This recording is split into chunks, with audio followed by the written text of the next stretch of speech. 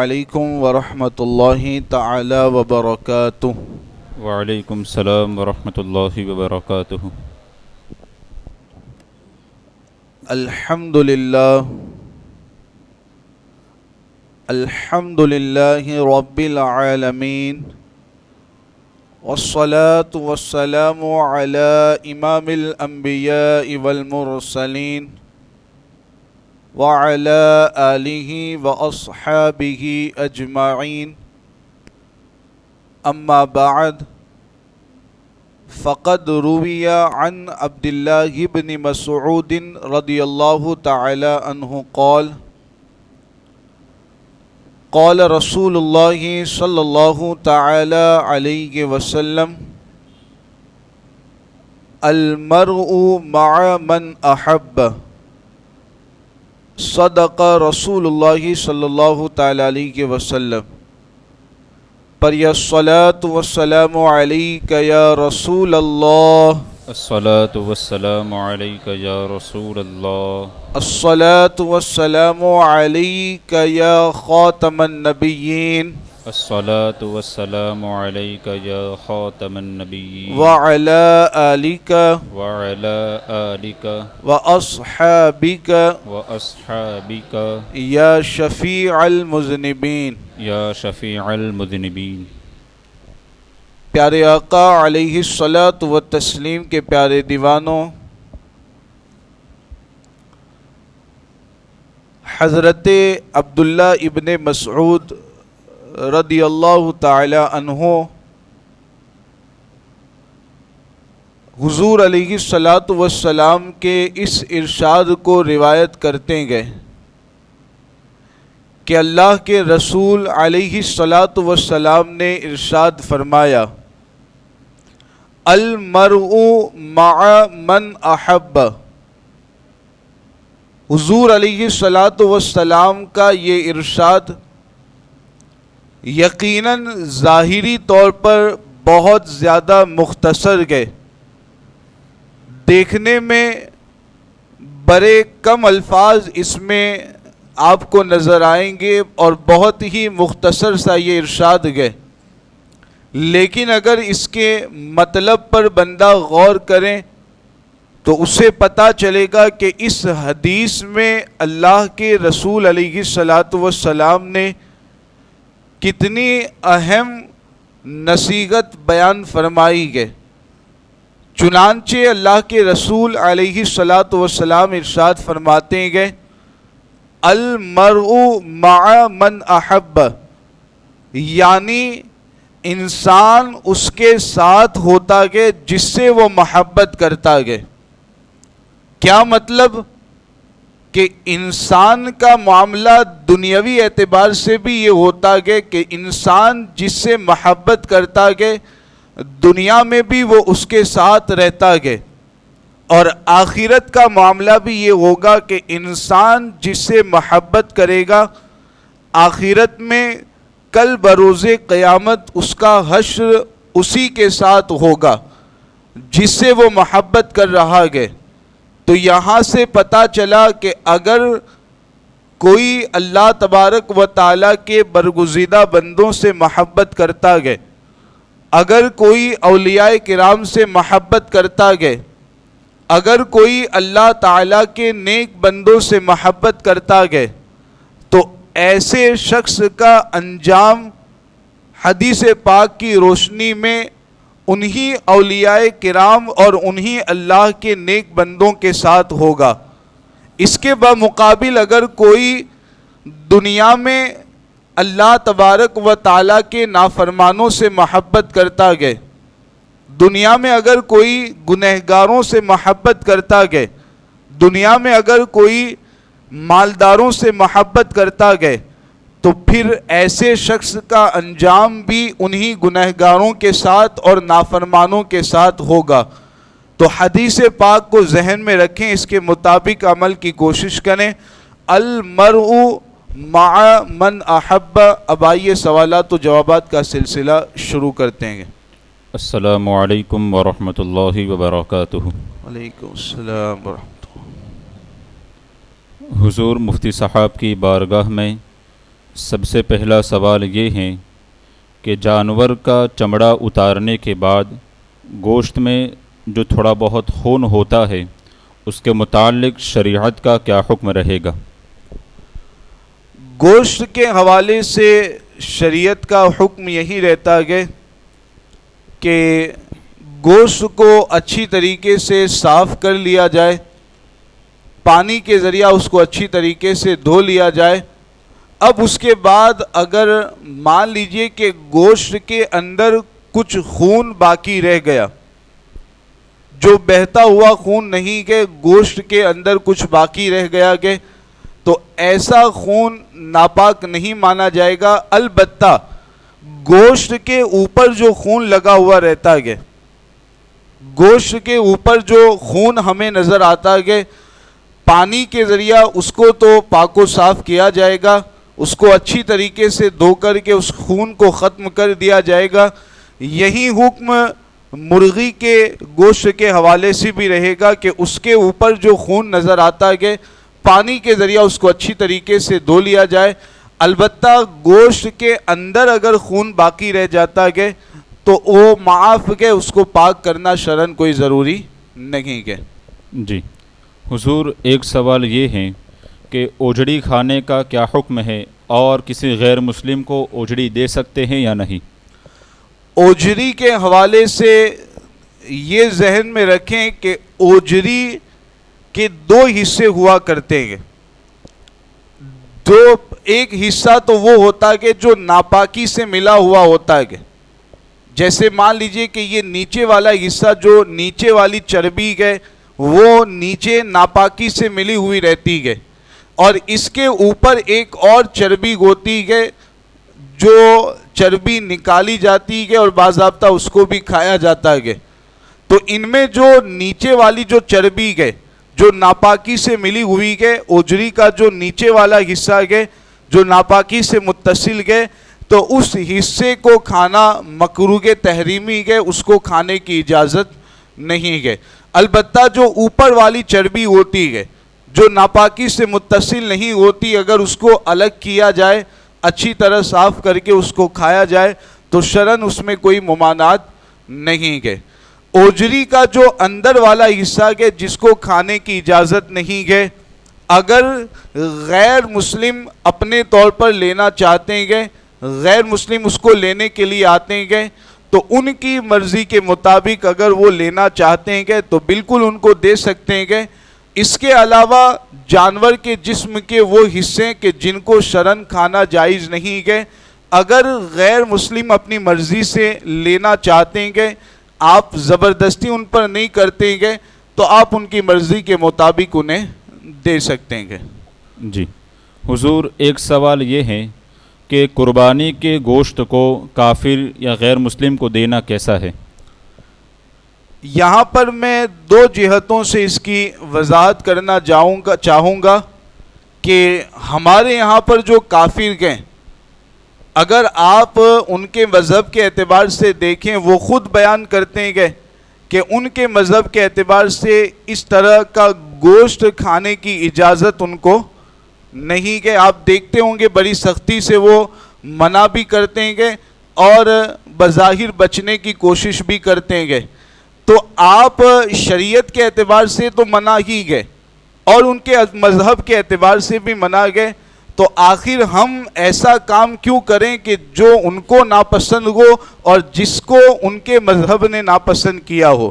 تو بالکل شریعت کے اعتبار سے بھی منع گئے قربانی کا گوشت دینے کے حوالے سے، اور ان کے مذہب میں بھی وہ ناپسند کرتے گئے، تو پھر آپ ہرگز ان کو گوشت نہ دیں تاکہ ملک کا ماحول صحیح رہے اور ان کو کسی طریقے سے ناگواری اور ناراضگی کا سامنا نہ کرنا پڑے۔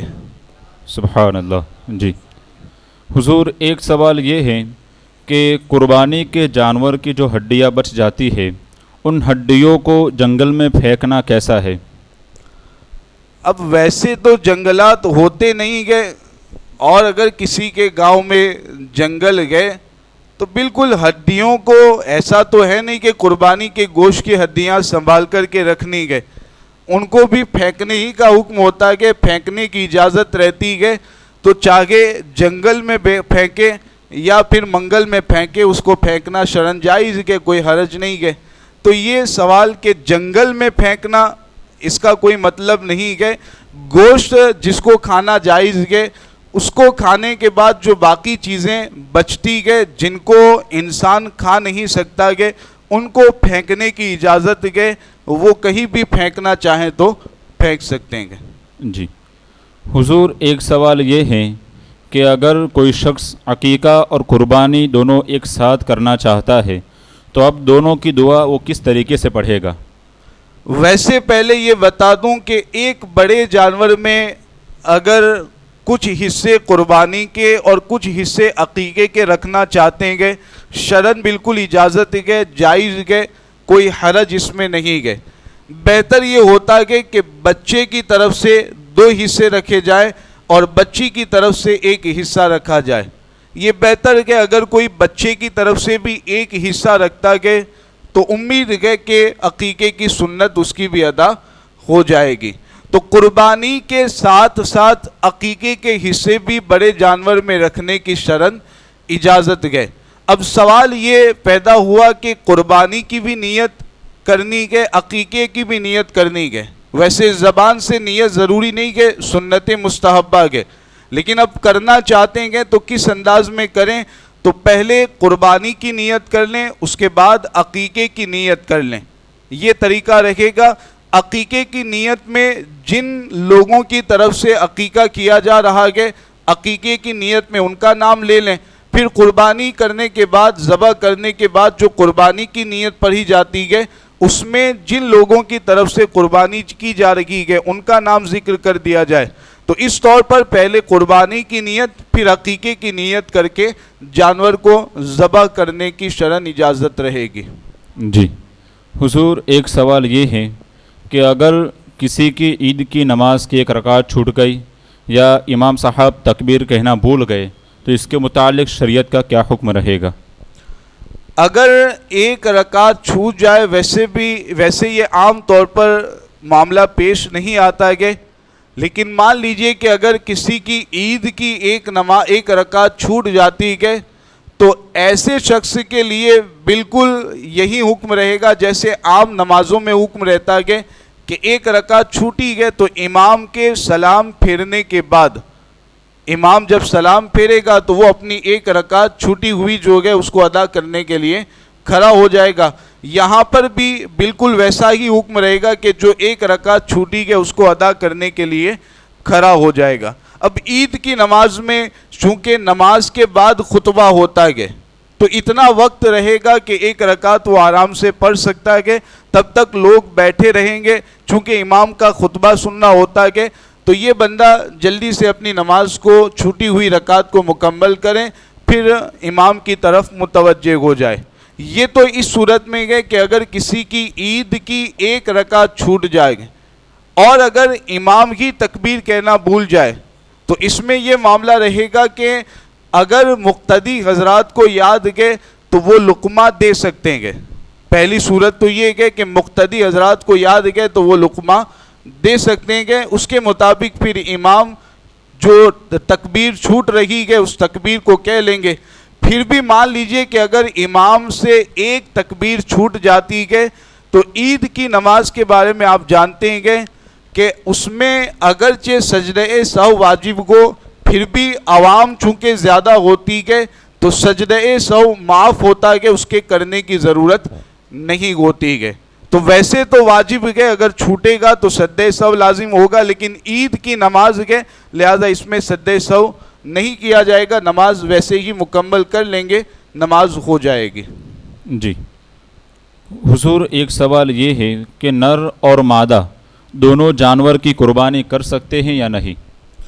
بالکل دونوں طرح کے جانور کی قربانی کرنے کی اجازت ہے، جیسے بکرا، بکری، اس طریقے سے دیگر جانوروں میں بھی نر اور مادہ دونوں طرح کے جانور کی قربانی کی اجازت ہے۔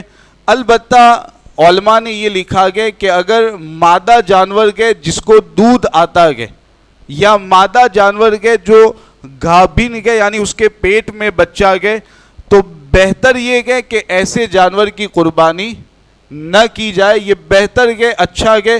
پھر بھی اگر کوئی ایسے جانور کی قربانی کر لیتا ہے تو قربانی اس کی بھی ادا ہو جائے گی. پیٹ میں جو بچہ ہے اس کے حوالے سے حکم رہے گا کہ اگر وہ مرا ہوا پیدا ہوتا ہے تو اسے پھینک دیا جائے، وہ مردار کے حکم میں کہ اگر زندہ پیدا ہوتا ہے تو اسے بھی اس کی ماں کے ساتھ ذبح کر دیا جائے.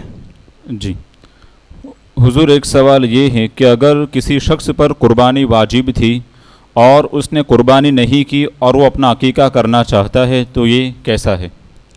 یہ ایک غلط خیال اور غلط تصور پتہ نہیں ہمارے یہاں پر کیسے رائج ہو گیا کہ عوام کے درمیان اور بعض پڑھے لکھے لوگ جن کو سمجھا جاتا ہے کہ ایسے لوگوں کے درمیان بھی ایک غلط فہمی پائی جاتی ہے کہ جس کا عقیقہ نہیں کیا گیا کہ ایسے شخص کی طرف سے اگر قربانی کی جائے تو اس کی قربانی صحیح نہیں ہوگی. باضابطہ لوگ یہ مسئلہ ایک دوسرے کو بتاتے پھرتے ہیں اور باضابطہ لوگ اس کے حوالے سے پوچھتے ہیں کہ آخر کیا یہ صحیح مسئلہ ہے، شریعت کی طرف سے ایسا کوئی حکم ہے؟ تو یاد رکھیں کہ عقیقہ کرنا یہ سنت ہے، کرنا چاہیے، اچھی بات ہے. لیکن اگر عقیقہ نہیں بھی ہوا کہ ایسے شخص کی طرف سے اگر قربانی کی جاتی ہے تو بالکل اس کی قربانی صحیح ہو جائے گی. آپ اپنی عقل کے اعتبار سے سوچیں کہ عقیقہ کس کے لیے کرنا سنت ہے. جو پیدا ہونے والا بچہ ہے یا جو پیدا ہونے والی بچی ہے خود ان کے لیے اپنا عقیقہ کرنا تو سنت نہیں ہے. عقیقہ کرنا تو ان کے ماں باپ کے لیے، ان کے دادا دادی نانا نانی کے لیے سنت ہوگا. تو آخر عقیقہ یہ خود اس کے لیے سنت نہیں ہے اور قربانی خود اس پر واجب ہے. تو قربانی کا تعلق خود اس کی ذات سے ہے اور عقیقے کا تعلق اس کی ذات سے اس اعتبار سے نہیں ہے کہ وہ اس کے لیے کرنا سنت نہیں ہے بلکہ اس کے ماں باپ دادا دادی نانا نانی کے لیے کرنا سنت ہے. تو عقیقے کی وجہ سے اگر قربانی ادا نہ ہو تو یہ کیسے شریعت کا یہ مسئلہ ہو سکتا ہے؟ تو بالکل یہ غلط فہمی کے، غلط خیال کے. عقیقہ نہیں بھی ہوا کہ قربانی اگر واجب ہے تو قربانی کرنا ضروری ہوگا. قربانی نہیں کرے گا بندہ یہ سوچتے ہوئے کہ عقیقہ نہیں ہوا کہ تو وہ سخت گنہگار ہوگا. اس پر توبہ بھی لازم ہے اور توبہ سے پہلے جو قربانی باقی ہے اس کے مطابق صدقہ کرنا لازم ہوگا. جی حضور، آخری سوال یہ ہے کہ کچھ جگہ پر قربانی کے ایام کے بعد بعض حضرات عید غدیر یا یوم غدیر مناتے ہیں، تو یہ اس کے متعلق کیا حکم رہے گا؟ عید غدیر اور یوم غدیر کے حوالے سے یہ ذہن میں رکھیں کہ یہ عید منانا عیسائیوں کا طریقہ ہے اور عیسائی یہ شیعہ کا طریقہ ہے، رافضیوں کا طریقہ ہے اور رافضی اس عید کو منایا کرتے ہیں. اصل میں اس کی حقیقت یہ ہے کہ غدیر خم یہ ایک جگہ کا نام ہے. غدیر خم ایک جگہ کا نام ہے. اللہ کے رسول علیہ الصلوۃ والسلام جب حج سے واپس تشریف لے جا رہے تھے، آپ کے ساتھ صحابہ کرام بھی موجود تھے، تو ایک معاملہ پیش آیا تھا. اس معاملے کے بعد غدیر خم کے جگہ پر اللہ کے رسول علیہ الصلوۃ والسلام نے قیام فرمایا تھا. تو وہیں پر حضرت علی رضی اللہ تعالیٰ عنہ کو آپ نے اپنے قریب کیا. باقی صحابہ کرام بھی موجود تھے.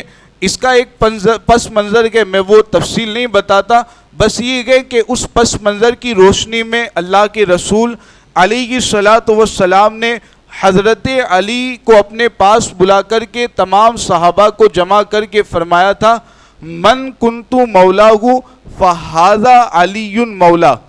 یہ ارشاد اللہ کے رسول علیہ السلام نے غدیر خم کے موقع پر فرمایا تھا کہ جس کا میں مولا ہوں یہ علی بھی اس کے مولا ہے. اور بتانا مقصود یہ تھا کہ جو مجھ سے محبت کرتا ہے، جو مجھے اپنا محبوب رکھتا ہے، جو مجھ کو پسند کرتا ہے، وہ علی کو بھی پسند کرے گا، وہ علی سے بھی محبت کرے گا. اور اگر میری محبت کا دعویٰ کرتا ہے، علی کی محبت اس کے دل میں نہیں ہے، مجھے تو محبوب رکھنے کا دعویٰ کرتا کہ علی کو محبوب نہیں رکھتا ہے، تو حقیقت میں وہ میری محبت میں سچا اور پکا نہیں ہے. اس کے دل میں حقیقت میں میری محبت نہیں ہے۔ تو ارشاد کا یہ مطلب تھا، اور اس کے بعد پھر کافی طویل حدیث کے آگے پیچھے کا حصہ میں چھوڑ رہا ہوں۔ تو یہ غدیر خم کے موقع پر یہ واقعہ پیش آیا تھا، تو اسی مناسبت سے ہم اہل سنت و جماعت بھی اس حدیث کو، اس واقعے کو مانتے ہیں کہ ہم بیانات میں اس کو بیان بھی کرتے ہیں کہ، اور الحمدللہ صحابہ کرام سے لے کر اب تک جتنے بھی اہل سنت و جماعت کے حضرت علی کو اپنا مولا، اپنا محبوب اور اپنا حضرت علی سے محبت کا ہم یقیناً دعویٰ کرنے والے ہیں، محبت کرنے والے ہیں۔ لیکن عید غدیر جو منائی جاتی ہے رافضیوں کی طرف سے، وہ کچھ باطل عقائد جو رافضیوں کے گئے، ان باطل عقائد کا اظہار کرنے کے لیے اور ان باطل عقائد کی روشنی میں عید غدیر وہ مناتے ہیں۔ تو جب رافضیوں کا شیوا گئے، رافضیوں کا طریقہ گئے، تو بالکل عید غدیر منانے سے بچنا چاہیے، ورنہ اس حدیث کو بیان کرنا، اس حدیث کے حوالے سے لوگوں کو آگاہ کرنا اور حضرت علی رضی اللہ تعالیٰ عنہ کا مقام و مرتبہ بیان کرنا، یہ بالکل جائز ہی نہیں بلکہ مستحب اور مستحسن ہے، بلکہ ایمان کی علامت ہے۔ تو عید غدیر منانا الگ معاملہ ہے، حضرت علی سے محبت کرنا یہ ایک الگ معاملہ ہے۔ تو عید غدیر کے حوالے سے یہ مختصراً میں نے کچھ اس کا پس منظر آپ کے سامنے بیان کر دیا۔